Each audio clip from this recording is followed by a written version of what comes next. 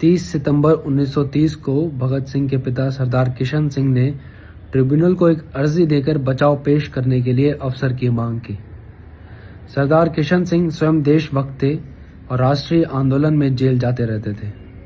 उन्हें व कुछ अन्य देशभक्तों को लगता था कि शायद बचाव पक्ष पेश कर भगत सिंह को फांसी के फंदे से बचाया जा सकता है, लेकिन भगत सिंह और उनके साथी बिल्कुल अलग नीति पर चल रहे थे। उनके अनुसार ब्रिटिश सरकार बदला लेने की नीति पर चल रही है, वो न्याय सिर्फ ढकोसला है। किसी भी तरीके से उसे सजा देने से रोका नहीं जा सकता। उन्हें लगता था कि यदि इस मामले में कमजोरी दिखाई गई तो जन चेतना में अंकुरित हुआ क्रांति बीज स्थिर नहीं हो पाएगा। पिता द्वारा दी गई अर्जी से भगत सिंह की भावनाओं को भी चोट लगी थी, लेकिन अपनी भावनाओं को नियंत्रित कर अपने सिद्धांतों पर जोर देते हुए उन्होंने 4 अक्टूबर 1930 को ये पत्र लिखा था, जो उनके पिता को देर से मिला। 7 अक्टूबर 1930 को मुकदमे का फैसला सुना दिया गया था। वो पत्र कुछ इस प्रकार था। 4 अक्टूबर 1930। पूज्य पिताजी, मुझे ये जानकर हैरानी हुई कि आपने मेरे बचाव पक्ष के लिए स्पेशल ट्रिब्यूनल को एक आवेदन भेजा है। यह खबर इतनी यातनामय थी कि मैं इसे खामोशी से बर्दाश्त नहीं कर सका। इस खबर ने मेरे भीतर की शांति भंग कर उथल पुथल मचा दी है।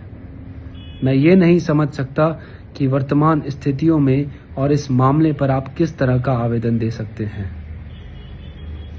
आपका पुत्र होने के नाते मैं आपकी पैतृक भावनाओं और इच्छाओं का पूरा सम्मान करता हूँ, लेकिन इसके बावजूद मैं समझता हूँ कि आपको मेरे साथ सलाह मशविरा किए बिना ऐसे आवेदन देने का कोई अधिकार नहीं था। आप जानते थे कि राजनीतिक क्षेत्र में मेरे विचार आपसे काफी अलग हैं। मैं आपकी सहमति या असहमति का ख्याल किए बिना सदा स्वतंत्रता पूर्वक काम करता रहा हूँ।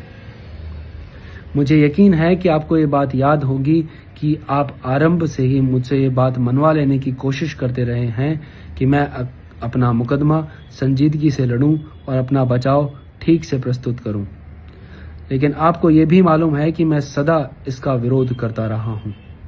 मैंने कभी भी अपना बचाव करने की इच्छा प्रकट नहीं की और न ही मैंने कभी इस पर संजीदगी से गौर किया है। आप जानते हैं, हम एक निश्चित नीति के अनुसार मुकदमा लड़ रहे हैं। मेरा हर कदम इस नीति, मेरे सिद्धांतों और हमारे कार्यक्रम के अनुरूप होना चाहिए। आज स्थितियां बिल्कुल अलग हैं, लेकिन अगर स्थितियां इससे कुछ और भी अलग होती तो भी मैं अंतिम व्यक्ति होता जो बचाव प्रस्तुत करता। इस पूरे मुकदमे में मेरे सामने एक ही विचार था, और वो ये कि हमारे विरुद्ध जो संगीन आरोप लगाए गए हैं, बावजूद उनके हम पूर्णतया इस संबंध में अवहेलना का व्यवहार करें। मेरा नजरिया ये रहा है कि सभी राजनीतिक कार्यकर्ताओं को ऐसी स्थितियों में उपेक्षा दिखानी चाहिए और उनको जो भी कठोरतम सजा दी जाए वो उन्हें हंसते हंसते बर्दाश्त करनी चाहिए। इस पूरे मुकदमे के दौरान हमारी योजना इसी सिद्धांत के अनुरूप चल रही है। हम ऐसा करने में सफल हुए या नहीं, ये फैसला करना मेरा काम नहीं। हम खुदगर्जी को त्याग कर अपना काम कर रहे हैं। वाइसरॉय ने लाहौर साजिश केस ऑर्डिनेंस जारी करते हुए इसके साथ जो वक्तव्य दिया था, उसमें उन्होंने कहा था कि इस साजिश के मुजरिम शांति व्यवस्था को समाप्त करने का प्रयास कर रहे हैं। इससे जो हालात पैदा हुए, उसने हमें ये मौका दिया कि हम जनता के समक्ष ये बात प्रस्तुत करें कि वो स्वयं देख लें कि शांति व्यवस्था या कानून समाप्त करने की कोशिश हम कर रहे हैं या हमारे विरोधी। इस बात पर मतभेद हो सकते हैं, शायद आप भी उनमें से एक हो जो इस बात पर मतभेद रखते हैं, लेकिन इसका मतलब ये नहीं कि आप मुझसे सलाह किए बिना मेरी ओर से ऐसे कदम उठाएं। मेरी जिंदगी इतनी कीमती नहीं जितनी कि आप सोचते हैं। कम से कम मेरे लिए तो इस जीवन की इतनी कीमत नहीं कि इसे सिद्धांतों को कुर्बान करके बचाया जाए।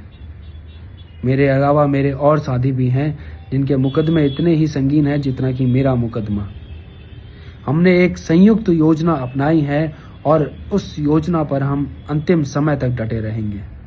हमें इस बात की कोई परवाह नहीं कि हमें व्यक्तिगत रूप में इस बात के लिए कितना मूल्य चुकाना पड़ेगा। पिताजी, मैं बहुत दुख का अनुभव कर रहा हूँ। मुझे भय है आप पर दोषारोपण करते हुए या इससे बढ़कर आपके इस काम की निंदा करते हुए मैं कहीं सभ्यता की सीमाएं न लांघ जाऊं और मेरे शब्द ज़्यादा सख्त न हो जाएं। लेकिन मैं स्पष्ट शब्दों में अपनी बात अवश्य कहूँगा। यदि कोई अन्य व्यक्ति मुझसे ऐसा व्यवहार करता तो मैं इसे गद्दारी से कम न मानता, लेकिन आपके संदर्भ में मैं इतना ही कहूँगा कि ये एक कमज़ोरी है, निचले स्तर की कमज़ोरी। ये एक ऐसा समय था जब हम सबका इम्तिहान हो रहा था। मैं ये कहना चाहता हूँ कि आप इस इम्तिहान में नाकाम रहे हैं। मैं जानता हूँ कि आप भी इतने ही देश प्रेमी हैं जितना कि कोई और व्यक्ति हो सकता है। मैं जानता हूँ कि आपने अपनी पूरी जिंदगी भारत की आज़ादी के लिए लगा दी है, लेकिन इस अहम मोड़ पर आपने ऐसी कमजोरी दिखाई, ये बात मैं समझ नहीं सकता। अंत में मैं आपसे, आपके अन्य मित्रों एवं मेरे मुकदमे में दिलचस्पी लेने वालों से ये कहना चाहता हूँ कि मैं आपके इस कदम को नापसंद करता हूँ। मैं आज भी अदालत में अपना कोई बचाव प्रस्तुत करने के पक्ष में नहीं हूँ। अगर अदालत हमारे कुछ साथियों की ओर से स्पष्टीकरण आदि के लिए प्रस्तुत किए गए आवेदन को मंजूर कर लेती तो भी मैं कोई स्पष्टीकरण प्रस्तुत न करता।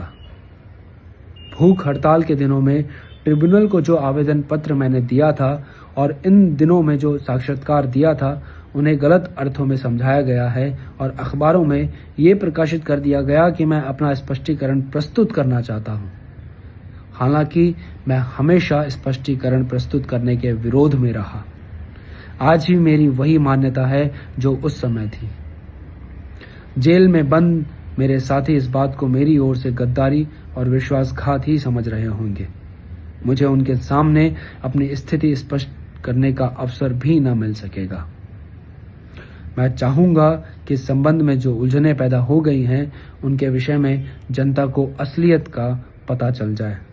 इसलिए मैं आपसे प्रार्थना करता हूं कि आप जल्द से जल्द ये चिट्ठी प्रकाशित कर दें। आपका आज्ञाकारी भगत सिंह।